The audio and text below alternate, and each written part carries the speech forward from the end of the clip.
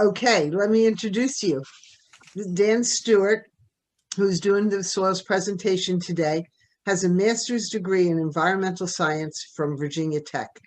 Then since 2003, he's worked as a soil scientist for the Northern Virginia Soil and Water Conservation District. His responsibilities include updating the county soils map, EGAD, outreach to the public, technical consultation to county agencies, soil and stormwater research, and erosion and drainage assistance to Fairfax County homeowners. So I guess we can see that Don hits the ground running every day. This is a pretty wide area to cover, and we are delighted that you could be with us today. And I'm going to turn the program over to you, Dan. Okay, thank you, Kim. Let me share my screen here.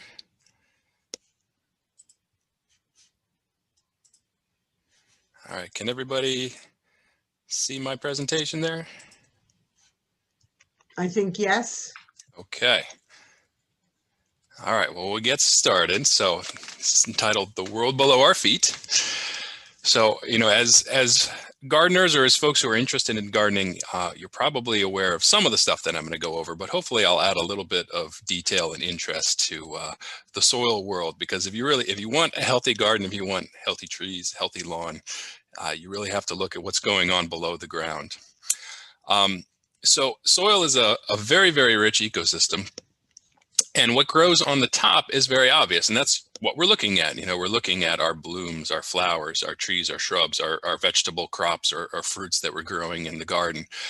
But none of that is really possible unless you start looking what's going on below the surface. And what's below the surface is, while extremely important, is not necessarily all that obvious because it's out of sight. Oops. But there's a tremendous amount of activity just below the ground surface, and much of it is beneficial to what's going on with your plants themselves. It can be detrimental as well, too, depending on what's happening. Here we've got some photos of just a small fraction of the things that you might find below the surface. So on the left, we've got some of our invertebrates, our kind of bordering on the edge of microscopic mites and springtails and other small insects that live in the soil. Some of these are microscopic. And then on the right, we have the real meat, if you will, of the soil fauna, and that's the bacteria and the fungi. And of course, we don't always appreciate them like we should, because these are all microscopic. We won't be able to see these with our naked eye, but there's tons of them, literally tons of them down in the soil. And they do a tremendous amount of beneficial work in the soil that helps us grow those healthy plants. So I wanted to start off kind of with a concept. This isn't so much of a scientific thought. It's just something to sort of help you wrap your head around what soil really is. So conceptually, I like to think of it as the skin of the earth, but we can also think of it as the intersection of the three general spheres of matter. So we've got our hydrosphere, which is all of our water, from the Atlantic Ocean to something as small as little droplets of microscopic droplets of water vapor up in the air, to our deep groundwater reservoirs, to our streams, our rivers, and our lakes. All that water put together, ice or liquid water, is our hydrosphere. We've got our lithosphere. Litho means rock. It's all of the solid rock, as well as the rock that's beginning to pulverize and break down into smaller particles throughout the world. No matter where you are, if you dig down deep enough in the ground, you will eventually hit bedrock. So there's a tremendous amount of rock underneath our feet. And in some cases, you go to a mountain, you go to a steep slope, sometimes that rock is popping right up there at the surface.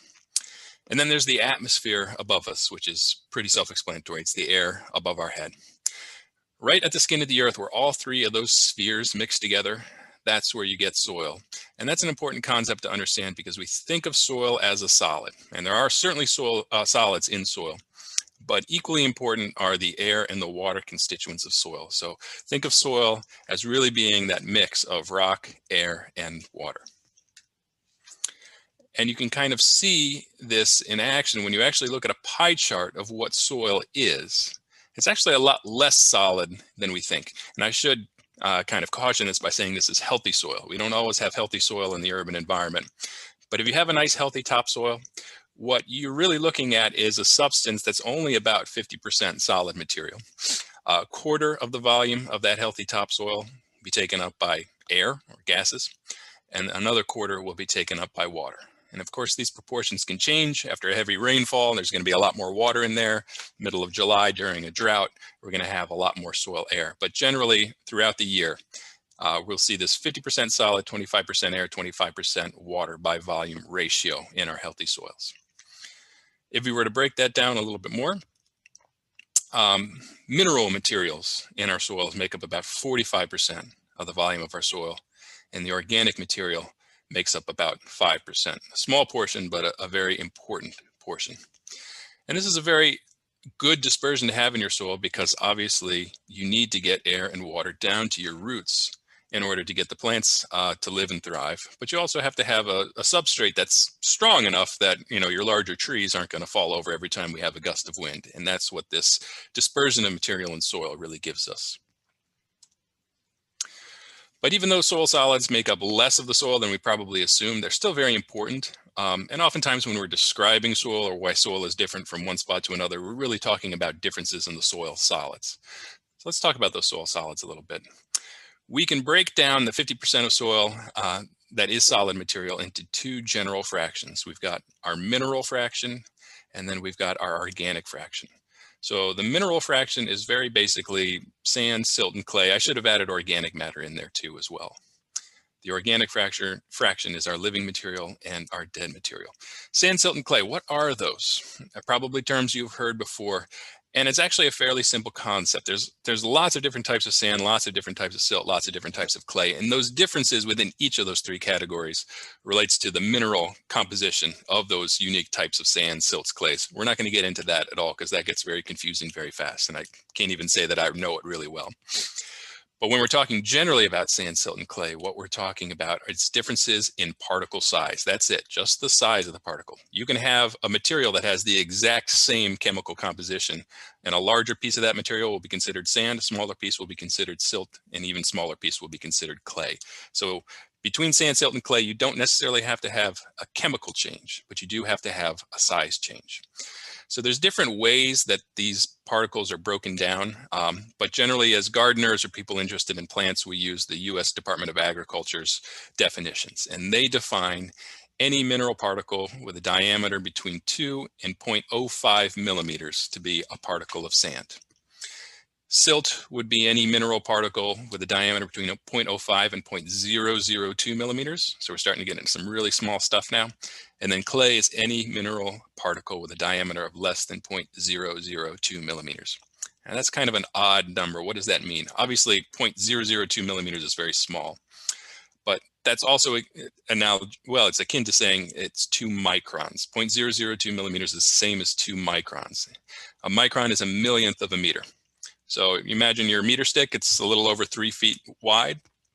If you were to take a tiny little knife and somehow slice that 3+ foot wide meter stick into a million equally sized slices and put 2 of those slices together, that width would be the size of your largest particle of clay. And clay can get a lot smaller than that too. I saw another good presentation years ago from a master gardener in Arlington, and she was saying, if you've ever go to a Washington football game, the stadium is akin to a particle of sand, your car is akin to a particle of silt, and the parking ticket on your windshield is like a particle of clay. So even though these all things seems very small to us, the differences between sand, silt, and clay are really quite large in terms of their size, even though to us they all seem fairly small. So that's the mineral fraction, that's 45% of the soil. The organic fraction is 5% of the volume of the soil, and this consists of living material and dead material. So the beetle, the earthworm, the roots of the plants, all living material within the soil, we actually consider that to be part of the soil. So when we say that a soil has X amount of organic carbon or organic matter in it, we're actually including that living stuff as part of that number. The other portion of the organic fraction, and then of course there's all the microscopic stuff, the bacteria, the fungi, the smaller invertebrates. For every teaspoon of healthy topsoil, it's estimated there could be anywhere from 100 million to 1 billion bacteria living inside. For the fungal roots, which is the picture you see down in the middle right there, they're multicellular. They look just like tiny, tiny little threads. If somehow we were to extract all those roots from that teaspoon of healthy topsoil and lay them end to end, they could stretch anywhere from about 40 yards per teaspoon to 40 miles per teaspoon. So there's a lot of stuff living in the soil, Most of it's invisible to us. That's the living portion of the organic fraction, and then there's the dead portion, which most visibly to us is the leaf fall that we see in autumn. But of course, there's other portions of dead material that enter the soil at all times of the year. Every time an animal defecates, that gets added to the soil, dead organic fraction. Every time an animal dies, the carcass gets returned to the soil. When you cut your grass and leave the grass clippings on the surface, that gets returned to the soil as dead organic material. And that's what feeds the living organic material. That dead organic material is the food source for the living organic fraction within the soil. Now, one very important thing that you may hear about a lot when you're working with soil, when you're talking to people about soil, is something called the soil's texture. It's a good term because it simply means the percentage of sand, silt, and clay in a soil. So the mineral fraction determines the soil texture. And the soil texture, I think it's a good term because basically it determines how the soil feels, but that's not why it's important. It's important because the soil texture, that percentage of sand, silt, and clay, has a very large effect on the ability of the soil to retain water, to retain nutrients, and to infiltrate material, meaning to pass basically air and water from the surface after a rainfall down into the rooting zone of the soil. And we'll see some general patterns form when we're talking about texture and the ability of the soil to hold nutrients and to infiltrate water and air. So again, these are very simplified graphs, but basically if you're up here at the water holding capacity graph, let's say you start here at the nexus of the two axes and you start working your way to the right down the x-axis. It's almost like these are sort of synthetic soils. If somehow we were able to change the texture, so we start off with 0% clay and then start adding more clay until we get up to basically 100% clay, pottery soil. What would happen as we add clay and reduce sand and silt to the water holding capacity of that soil? Well, the general pattern is the more clay we have in our soil, the greater the ability of that soil to hold water. Clay can hold a lot of water within soil. And the exact opposite pattern holds if we were to do the same thing but add sand. So we start with 0% sand and we start working our way along the axis until we get to a soil that's pretty much 100% sand, which is be closest to what you can find at the beach, basically. So as we get sandier and sandier and sandier, the ability of that soil to hold water reduces. More sand equals less water holding capacity. We see the same pattern with nutrient holding capacity to the right. We take that same soil, we start adding clay until we get up to that really sticky, high clay pottery type soil. The ability of that soil, as the clay content increases, to hold nutrients also increases.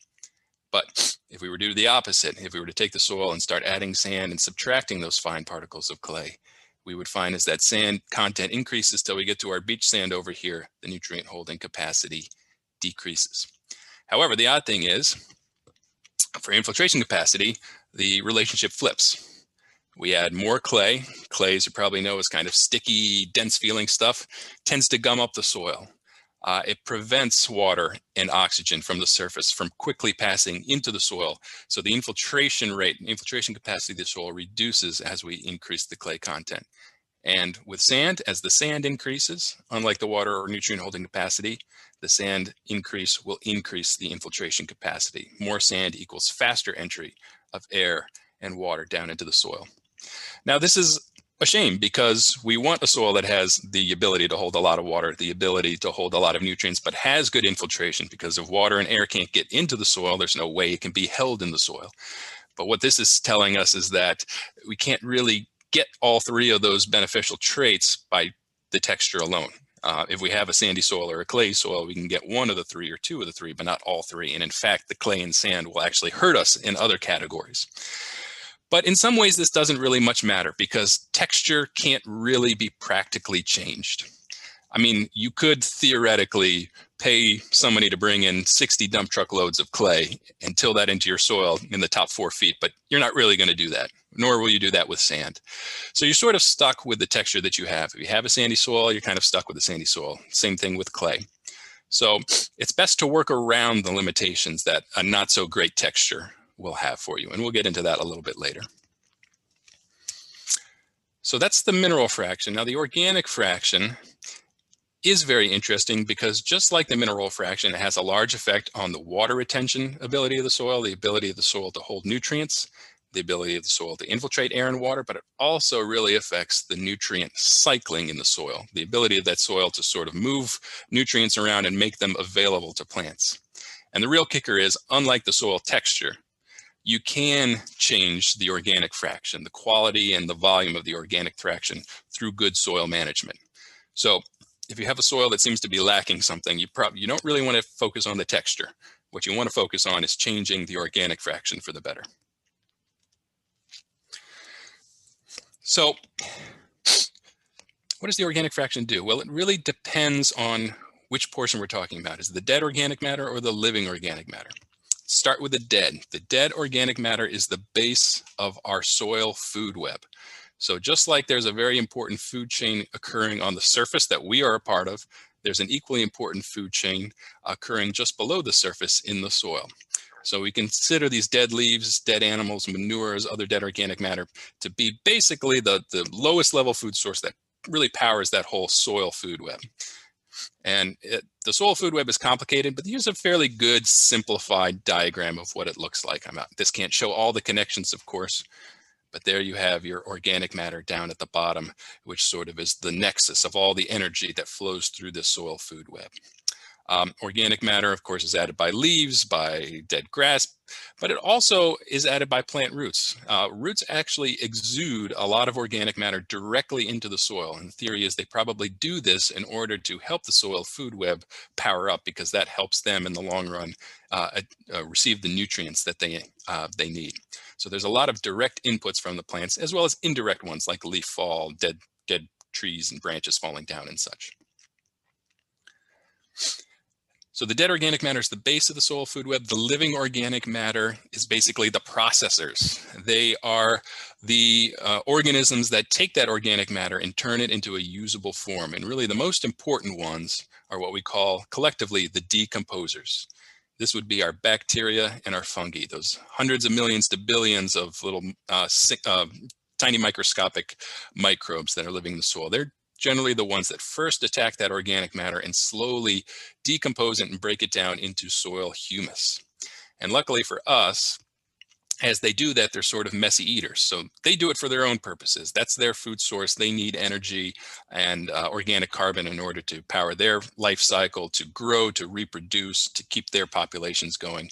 But they also release a lot of nutrients out into the soil as part of this decomposition process. And also they're eaten by other higher level predators within the soil food web. And when that happens, that also tends to release nutrients out into the soil, some of which is then available to the plants. The living organic matter also plays a very important role in collecting nutrients. So the first couple speakers mentioned, or at least Alonzo did, I know, mentioned mycorrhizae, which may be a term you're familiar with or not. Here's a picture of what mycorrhizae looks like. Here's a pine seedling that's been inoculated with some mycorrhizae. The dashed lines are basically circling the area of the pine roots. All those other little fine roots you see in the soil outside of those dashed lines, those are mycorrhizae roots. Mycorrhizae is a class of soil fungus that actually invades and infects roots, but in a beneficial way. So this fungus gets into the plant root, and it sends its own fungal roots out into the soil, which in effect greatly increases the reach of the root mass of that plant. Those fungal mycorrhizae roots reach out into the soil, and these very fine roots are very efficient at extracting water and nutrients from the soil. They bring that water and nutrients, they give it to the plant, and in return, the plant gives the mycorrhizae food, carbohydrates, organic carbon. So the plant feeds the mycorrhizae, and in return, the mycorrhizae collects nutrients and water to feed the plants, and it's this nice beneficial relationship. I would say almost all of our big woody plants, our shrubs, our native trees have a mandatory relationship with mycorrhizae. They really need those mycorrhizae in order to live. There are a few species of plant, unfortunately, I couldn't name which ones they are. I don't know them well enough, that don't require mycorrhizae, but the majority of our local plants need this relationship with mycorrhizae in order to live. So if you see them growing in your landscape, chances are you've got, at least a pretty good population of mycorrhizae in there too. So that's sort of nutrient collection. There's the mycorrhizae if you want to see it spelled out.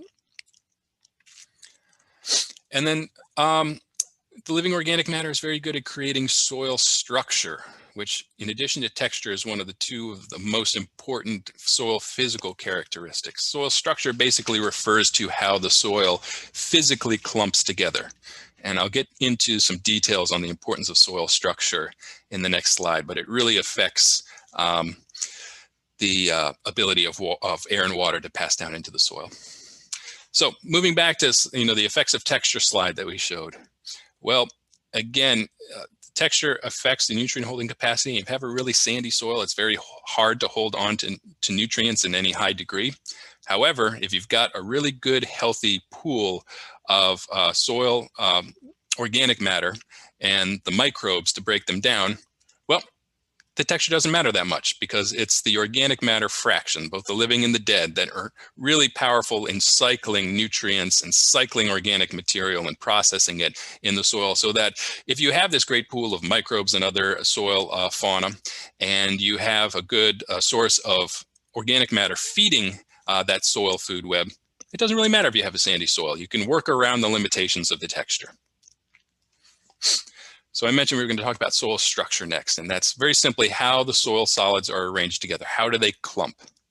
We find that naturally soils will tend to clump into little aggregates that we in soil science call PEDs. So if you ever go to Virginia Tech, Virginia State, Maryland, any of the land-grant universities around here that have an agriculture school, you'll see that the professors of soil science, their official title is pedologist, someone who studies PEDs, because PEDs are sort of like the smallest level of soil that we can see with the naked eye, those little clumps of soil that you can dig out of your garden.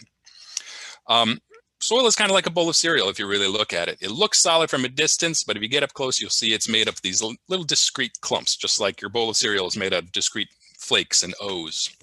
And they have these kind of general shapes. And generally speaking, a good texture, especially up in your topsoil, is going to be right down here, letter F, which is our granular structure. It kind of looks like grape nuts cereal, both in terms of its size and its shape. So we get down deeper into our subsoil, into the clayier subsoil that we naturally have in Virginia. You have this blocky structure, which looks just like the granular structure on top. It's just bigger. This is rare to see, the A and B structural types. This is called prismatic and columnar, but you will find these in a few spots where we have naturally shrinking swelling clays, the types of clays that swell up when they're wet and shrink down when they're dry. They tend to, over time, through many shrink and swell cycles, create these kind of tall columns of soil. And we'll also find a lot of this platy soil, especially in urban areas where the soil has been compacted. And this is often formed when a nice, loose, well-structured soil gets squished underneath a heavy weight. The importance of soil structure is that as these soils clump together into these PEDs, you'll find that micropores, small pores, naturally form within the PEDs, and macropores form between the PEDs. So what separates one PED from its neighbors is a macropore on either side. And those macropores sort of act like the highways of the soil that allow air and water to get from the surface down into the rooting zone. The micropores are more like those small capillary wicking pores that hold on to the water as it passes through and hold on to it for a longer term. And organic matter is really essential to forming soil structure. What we consider to be good soil structure is well-formed PEDs that are fairly waterproof. If we have a heavy rain and the rain passes through our pores and it causes all of the PEDs to just sort of disintegrate, that soil is going to get clogged up every time it rains, and that's not doing us any good. Organic matter is a natural glue, especially as organic matter breaks down. Some of those breakdown products are naturally gluey type materials, and a lot of them are waterproof gluey type materials. They tend to coat the soils and allow for the formation of these fairly well aggregated PEDs that hold together well, but also do not disintegrate when we have really wet weather. So organic matter is one of those very important natural glues that allow for the soil to clump together into these PEDs and stay together regardless of the weather. So if we have a well-structured soil, it's got nice, well-formed PEDs with pretty big macropores in between, and it's also got a good amount of organic exudates and organic decomposition products which coat those PEDs and make them fairly impervious to water, fairly water tolerant. If we have a big rain, most of that rain is going to quickly percolate down into the soil and get down into the rooting zone. If on the other hand we have a compacted soil, which results when we take this nice, well structured soil and then compact it and squish it under a heavy weight. We get these flat plates that kind of interlock tightly. There is still some pore space in between them, but a lot of the pore space, especially the macropores, have been squished out. So there's just not as many pathways for water and air to get in the soil. We have that same rainstorm. What happens? A little bit of the water gets into the soil. A lot of it stays up at the surface, where it can either cause puddles if the surface is flat, or surface runoff if you have stormwater runoff, if you have a little bit of slope to your land. So ideally, that's why we want to have that good soil structure. It gets the water into the soil, down where it's needed, and prevents a lot of stormwater runoff.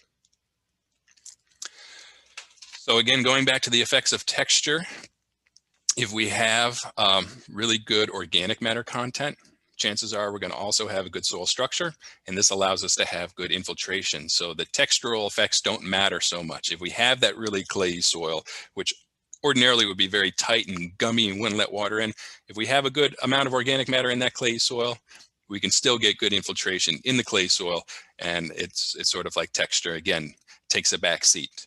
The bad effects of texture can be greatly, greatly nullified. And then there's finally the organics and its effect on the water holding capacity of soil.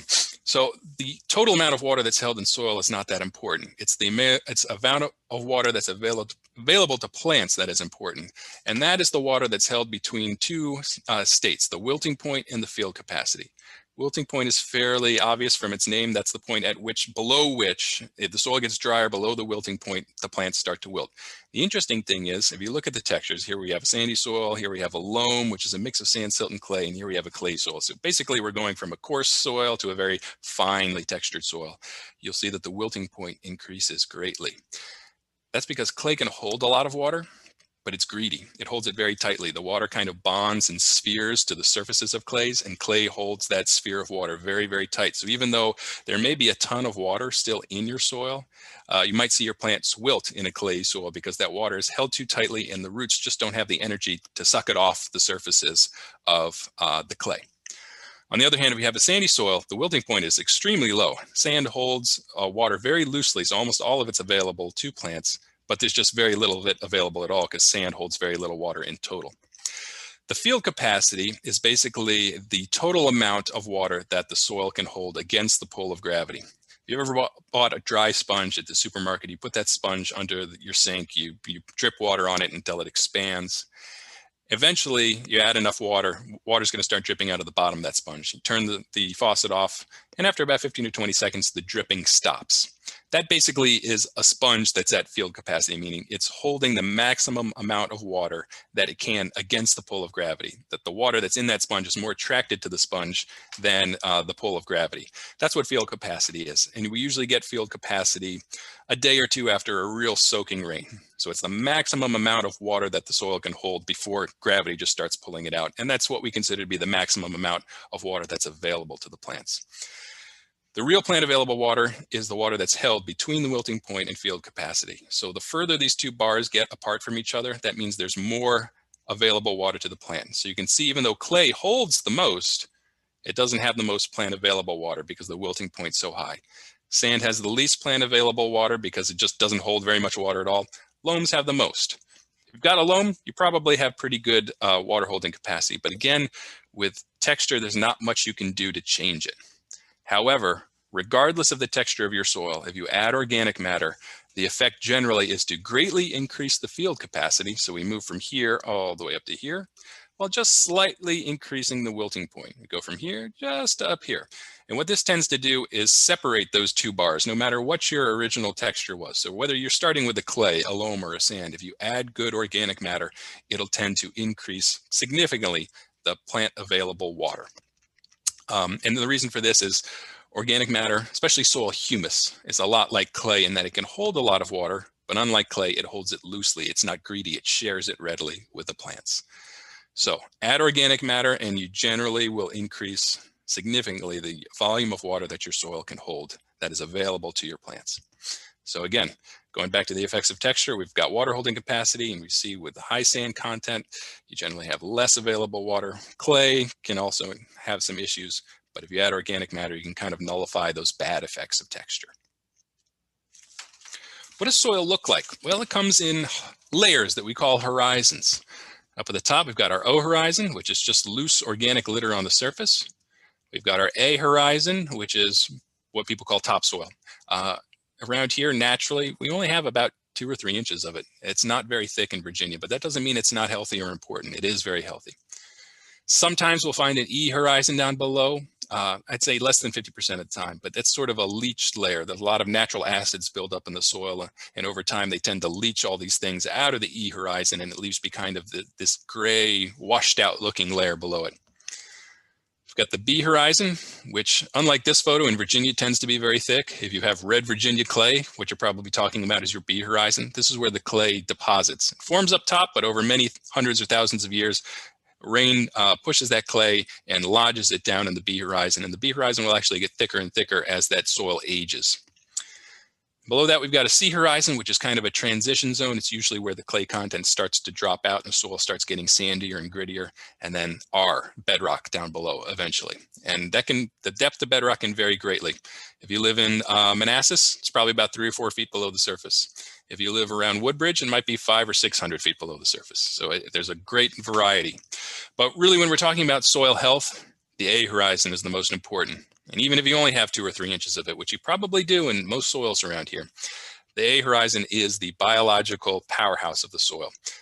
It's got that dark color because it's got so much soil humus in it, because it's right there in the rooting depth of those plants. And it's also receiving all of that leaf fall and other good organic matter from the surface. So this is where you find the really high concentrations of soil microbes and a lot of soil nutrients and nutrient cycling and organic matter.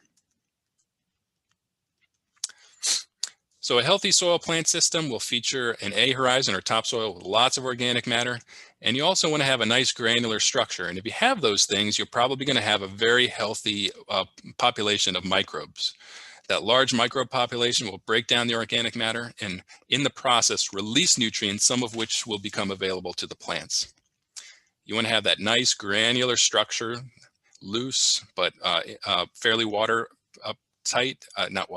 tolerant, so it doesn't dissolve in water. And this allows in lots of oxygen and water from the surface. It allows it to readily percolate down into the soil and get to the roots and to the microbes. And as the water percolates down, it dissolves some of those nutrients that were released by the microbial breakdown of organic matter. Roots can only take up nutrients that are dissolved. Roots only take up oxygen and water from the soil. So any nutrients that they take up have to be dissolved in that water first. So you need that water to get down into the soil to dissolve those nutrients and make them available to the plants. And it's a virtuous cycle. Well-fed plants that have lots of nutrients that they get from their A horizon will put on more growth. And as they grow more, they're going to add more organic matter through leaf fall, through root exudates down into the soil and feed that cycle and keep it happy and healthy. Now, let's talk about urban effects. So, when we develop soils, when we build houses, when we put roads on top of it, when we put the shopping centers and offices, and it causes a lot of changes in soils, and basically all of them from a soil health perspective are bad, unfortunately. One of the big ones is compaction. When we run over soil with heavy equipment, we tend to squish it down, make it much more dense, and squeeze out a lot of those important pore spaces and pulverize a lot of those good soil PEDs, those good soil structural units that we really want to have. What's left behind is a much denser, less porous type of soil. So here's what might happen in a typical soil as it's developed. We've got 25% air, 25% water, and 50% solids when we start. We start developing it and we run over it with that heavy equipment and we squeeze out the pore space that allows for that 25% air and 25% water to exist. Less pore space means the soil is much more solid now, and there's just not the space we need in order to get the gas, the air, and the water down in there like we had before. Excuse me. So we have a significant loss in pore space as soil is developed, and a significant increase in density. They go hand in hand. And this reduces the ability of air and water to pass from the surface down into the ground. So this causes stress on the plants, but also a significant increase in stormwater runoff. And we've got a lot of that platy structure around in our urban environment. And when it rains, just that platy compacted soil does not allow nearly the volume of water to percolate down into it as the natural soil would have that was there before it was developed. And I call this impervious light. A compacted soil is not an impervious surface. It does allow some water in, but it can be a significant reduction in the amount of water that percolates down compared to a healthy natural soil. And this can be confusing because you can grow stuff on really compacted soils. You can grow turf. You know, if you put in lime and fertilizer and a good sprinkler system, you can get a really nice green looking stand of turf. So the soil might look healthy from the surface, but just below the surface, it could be pretty close to concrete in some cases. Now, this is kind of a typical suburban scene. You know, we put down the subdivision, the developers come in, they dig out a hole for the tree to go in, and they put the, you know, a nice nursery stock bald root mass of tree in there. And it looks great to begin with, you know, that you've got a 3-4 inch caliper tree right off the bat. However, in some cases, if you go to these subdivisions, even after 30, 40 years, you'll notice these trees haven't really grown all that much. So if you live in a spot that was developed in the 80s or 90s, take a look at your street trees and see how big they are. Have they been growing, or do they seem to be not much different than the size they were when they were planted?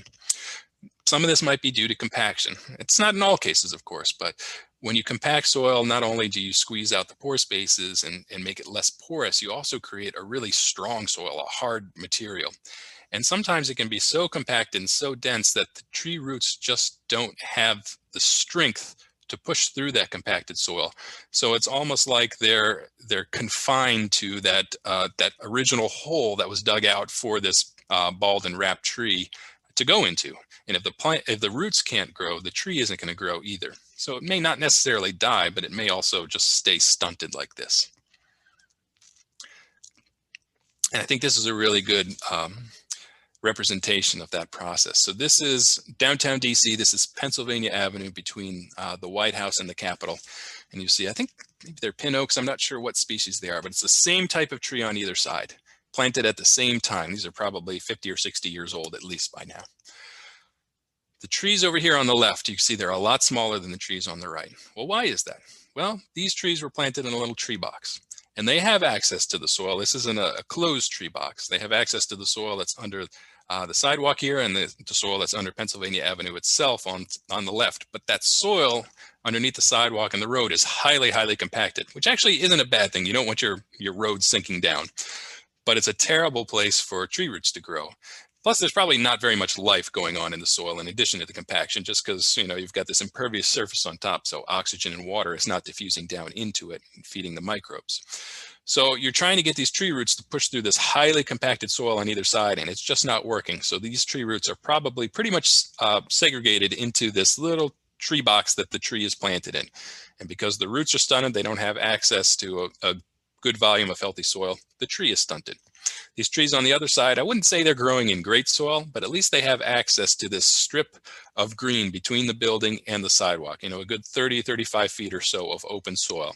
Still probably fairly compacted soil, not particularly healthy, but obviously it's strong enough for those plant roots to penetrate through, and you can see how much healthier and larger these trees are compared to their stunted compatriots over on the other side. So that shows you how a good visual of how a bad soil will lead to bad growth, especially high urban soil compaction, and how that can stunt the growth of your desired species. When we develop soil, we tend to mix soil as well too. So we have those natural soil layers or soil horizons with the topsoil on the top, but during the construction process, all those layers get mixed together.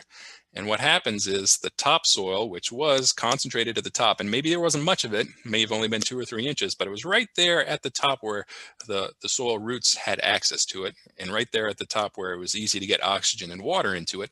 Now that topsoil, that A horizon, is kind of dispersed and spread throughout the soil column, throughout the depths, maybe in the first 4 feet or so.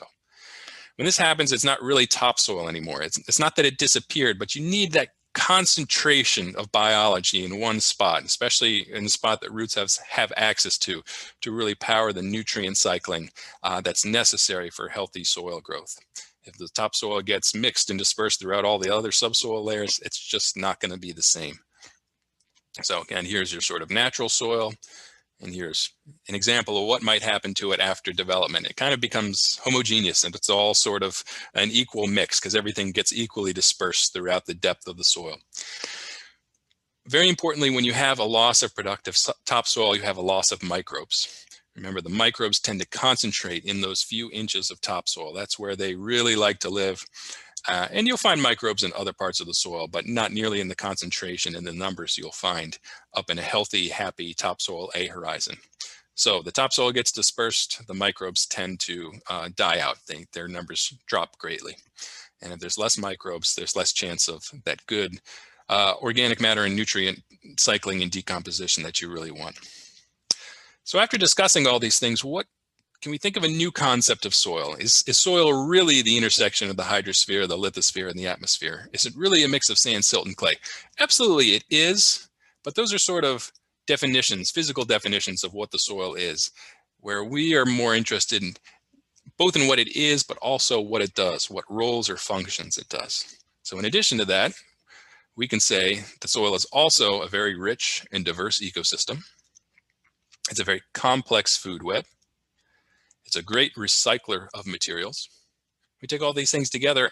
I really think of the soil as acting like the Earth's stomach, just like our stomach. In fact, it's very analogous to our stomach. We're finding more and more about the human stomach that it's full of foreign bacteria and other cells that are not human cells, but are working in concert with us to help us break down the food we eat and release the nutrients that we need into our body. The microbes get organic carbon, they get energy, and they release to us the energy and the nutrients that we need in order to live.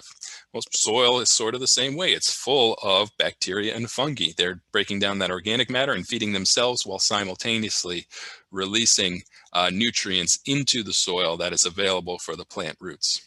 They're just doing it on a much larger scale than the human stomach. They're doing it all across the world. So if it is the stomach, how do you keep it happy? Well, just like ours, when we're hungry, you got to feed us. When soil's hungry, you have to feed it. What is soil food, though? Well, there's a misconception that soil food is fertilizer. It is not. Fertilizer has its place, and sometimes it's very, very necessary. We can over-fertilize, of course. It can be a problem, and sometimes fertilizer is absolutely necessary. But you shouldn't be fooled into thinking that it's plant food or soil food. It's not. It's basically a plant vitamin. We take our vitamins in the morning. They do great things for us as well, too, but you can eat a lot of vitamins and you're not going to get full. Vitamins give you nitrogen, phosphorus, potassium, lots of good stuff, but it doesn't fill you up. What fills you up? Organic matter, organic carbon. And that's the same thing with soil. It needs those nutrients, certainly, but it also needs organic carbon. The carbon or the organic matter is what gives the energy, not the nutrients themselves. Nutrients are very important, but it's the organic matter that fills you up and fills up basically every living thing on the planet, for the most part. So fertilizer is not a plant food, it's a plant vitamin. So what is a plant food? Well, anything that contains organic carbon. So this could be your compost. This could be other additions like manure. That's sort of kind of bridging the gap between fertilizer and compost, but of course it's got a ton of organic matter in it, so it is plant food or soil food. Milorganite, that's a bag to the right there. Oddly enough, that's manure too. That is Milwaukee municipal treated sewage sludge. And they've been selling it to gardeners and golf courses for over 100 years, I believe. I think it goes back to the 20s. It's good stuff, and you don't necessarily want to put it on your food crops, your vegetable crops, because it is sewage, but it's treated, so it's quite natural stuff. And it doesn't have to be something that you go buy, of course. There's been, plenty of the other speakers earlier have mentioned that you can just add the organic matter that naturally is at your house. You don't have to go looking for a product to buy. One great source of organic material is the leaves that fall. We do a crazy thing every fall. We rake up our leaves, we break our backs, we spend weekends doing this just to put it on the curb so somebody can come take it away, when what in effect we're doing is exporting organic matter off of our property, which could do great use on our property. And then some of us even go to the county landfill and get the leaf mulch, which was made by the leaves that we raked off of our lawn and our neighbors' lawns, and then bring it back to our soil and rake it into our garden beds. You can mow those leaves right in, even if you have a lawn. If you chop them up into small enough size, dime size or so, they'll settle between the grass blades and they won't smother your lawn, and they'll decompose in place and add a ton of organic matter to your soil, and that can help strengthen it greatly over time. It doesn't even have to be as complicated as this either.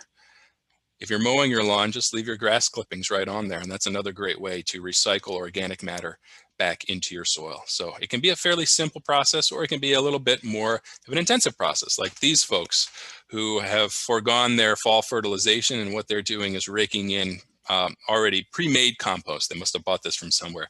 You see them putting it up into piles, and they're going to get a crew out there or do it themselves. They'll rake these piles out into kind of a thin, even blanket, 1/4 to a 1/2 inch thick blanket over their entire lawn, which again is thin enough not to bury the grass, but it will allow that compost to be naturally mixed into the soil through the work of burrowing worms and other soil fauna over time. And that will add a ton of good organic matter and nutrients down into the soil and make that soil stronger, healthier, and happier.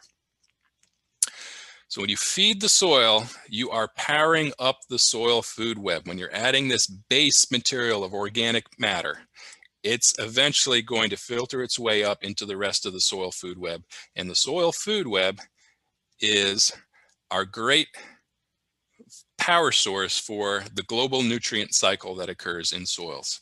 And the nutrient cycle is primarily powered by the decomposers, the fungi and bacteria and other microbes in soil that take that organic matter, break it down, decompose it, and in the process release nutrients, some of which get dissolved in the water in the soil. And when that happens, when they get dissolved, they can be taken up by the plant roots. When they do, the plants put on new growth. You know, a well-fertilized plant with all these good nutrients released by the decomposers will put on new leaf mass, new shoot mass, new root mass. And over time, whether it falls directly back down onto the soil or whether it gets processed through our terrestrial food web, everything eventually, organic-wise, has to return to the soil. And when it does, those nutrients that were exported out of the soil get returned to the decomposers, where the decomposers will again break down that organic material, release those nutrients, and the cycle continues again. So you really boost up the decomposers and give them good food. The rest of the nutrient cycle will follow. And when you have a well-fed soil with a good nutrient cycle, a healthy soil food web with a big base of organic matter that's feeding those microbes and the rest of the higher levels of the soil food web, food chain, you have a resilient soil. A healthy soil is a soil that needs a lot less management. And a really healthy soil is one that replicates itself. It's got that healthy nutrient cycle going. The nutrient cycle creates healthy plants. The plants grow better. When they grow better, they're adding more organic matter back to that nutrient cycle, powering it, powering themselves. It's kind of a self-replicating feature. So a well-fed soil is a resilient soil that you have to do less with, that you have to manage with much less with a lighter touch to get the results that you want. So give the decomposers good soil food and let them do the work for you rather than doing the work yourself. And that is it. Thank you so much, Dan. And we have 9 minutes for questions, so that I'm just going to go through them really quickly here because there are several in the chat. Charlie, you were first. Do you want to ask the question yourself? And maybe, Dan, you could stop sharing and then we can see each other. Sounds good. So my question was related to texture, structure, and organic matter. As you add the organic matter, is it going in between the macropores, and is that creating the greater water holding capacity, or is the organic matter getting mixed in with the micropeds? A little bit of both. So earthworms are sort of nature's burrowers, but they're also nature's mixers. So if you're adding organic matter that you weren't tilling in, which is what most people do unless you're dealing with a vegetable garden or something, the burrowing organisms within soil will naturally incorporate that organic matter into the soil. So a lot of times you'll find a really concentrated amount of organic matter on the walls of earthworm burrows or other burrowing insects. And also in root burrows as well too, because those small roots are constantly growing and dying. So as they grow, they create their own little pore space or burrow as they push through the soil, and as they die, the organic matter decomposes and leaves behind a macropore. But those some of that organic matter will get mixed into the smaller micropores as well. But yes, it tends to concentrate a bit more in the macropores and then on the surfaces of those soil beds. Thanks. Thank you. Debbie wants to know about treated pool water. Does that damage soil when she has to backwash her pool filter? If it has a lot of chlorine, it potentially could. I'm not so familiar with pool maintenance, but I know that at least in Fairfax County, what they say is before you drain your pool for the winter, to let it sit for a week or two so that the chlorine will evaporate off before you release it. That's more for water quality, so they don't want to get that chlorinated water down into streams and rivers. But I would imagine if it has enough chlorine in it to harm the streams and rivers, it probably wouldn't be good for our soil either. So as long as it is fairly low in chlorine, or if it's got a little bit of time to allow that chlorine to evaporate, it should be okay. The other thing we see with pool water is sometimes if it sits stagnant, it has a very low dissolved oxygen content. But generally speaking, if you let it run over the soil for a little bit, just that natural tumbling will get oxygen back into it. So I think chlorine is probably the big thing. If it's low in chlorine, I would imagine it would be fine. If it's high in chlorine, then I think it could do some damage to the soil. Thank you. And what about moss?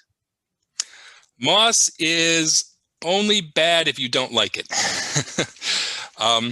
There's nothing wrong with moss. Often moss is a sign of low pH in the soil, which is not unusual around here. Our soils are naturally acidic. So moss is an issue if you want to grow grass, because it probably means that the pH of the soil is a little low for grass, but that's something that can be fixed fairly easily by adding a little bit of lime. I would always recommend, though, do a soils test first. You can pick up a soils test kit from the Cooperative Extension or from the county library. You can send it off to Virginia Tech for, I think it's $12 now is the cost, and it'll tell you what your major nutrients are and what your pH is. So if you do have to revise the pH in order to grow whatever it is you're trying to grow, you know what you have to add, because if you're just guessing, a lot of times you'll get it wrong. Cool. And Lorene, I'll ask the first part of this anyway, has brought in fill dirt from construction sites, which has its issues. And do you want to finish asking that, Lorene? Sure. Yeah, I noticed a lot of the fill dirt was that clay layer, which is obviously a much deeper layer. In many spaces, I tilled in organic matter and have grass growing, but is there anything more that I can do to improve the health of the soil, particularly something that doesn't require tilling since there's already plants growing there, but are there things that I should add since I have a very deep layer that's now at the surface? Sure. I'd say you just want to boost up your organic matter content. So kind of a simple but slow way to do that is grass cycling. So make sure that when you do mow your lawn, you're not taking the grass clippings off. You're just letting them lay and decompose. And then faster way to do it would be if you do have fairly decent tree cover. Instead of raking your leaves in the fall, you can mow them in. And if you have a mulching mower, it makes it easier. You usually only have to do one pass. But you can certainly mulch your leaves in with a regular lawn mower. You might just have to do maybe 2 or 3 passes. And you basically want to chop the leaves up so that they're about the size of a dime and can settle between the grass blades so it won't smother your grass. And that will pretty quickly get incorporated to the soil through the natural act of the soil fauna, the worms and other burrowers kind of taking that stuff from the surface and bringing it down into their burrows and their pores. Thanks. And Daniel is wondering about planting trees in compacted soils. It can be tough. One of the great terms I've heard is don't put a $300 tree in a $10 hole.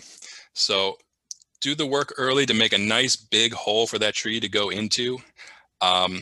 Sometimes it can often be easier to actually, you get one of those nice balled and burlap trees from the nursery, which can cost several $100s, and you get sort of an instant effect on your landscape.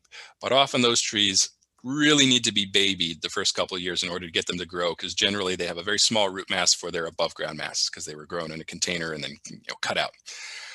If you get a seedling, which looks very small and doesn't look like much for the first year or two, it often by the 4th or 5th year will be taller and bigger than that balled and burlap tree because it's in balance. It's got the right root mass for its size.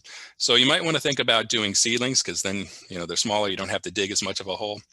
But if you are getting one of those bigger trees, put the effort into digging a really nice hole to leave plenty of space for those roots to grow. And oftentimes what I've seen people do is they dig out sort of tendrils, if you will, almost like tentacles from a squid or a octopus. So if you have rototiller, you can kind of radiate some tendrils out from your central hole, and those will become sort of the highways for the roots to grow, where they may have trouble pushing through that more compacted soil in your lawn. So that's one thing that you can do. And mixing in a little compost as well too, as you're digging your hole and planting your tree, can be helpful. Thank you. And I'm going to ask Dal to ask part 2 of his question about moss, which he didn't get the first part. So Dal?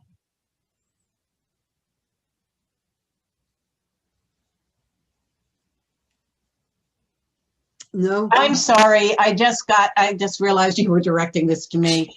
I'm sorry, Dan, I didn't understand. I have completely cleared I have a beech forested yard, and I have completely cultivated a moss yard. So and I keep the grass out of it and the invasive natives, but I let the natives grow in a naturalized state. Mm-hmm. But I keep all the leaf litter off of the moss. And it's just occurred to me from your presentation that maybe I'm damaging the A horizon in the topsoil because I'm not feeding organic material. I'm not allowing organic material other than my little natives that are growing up.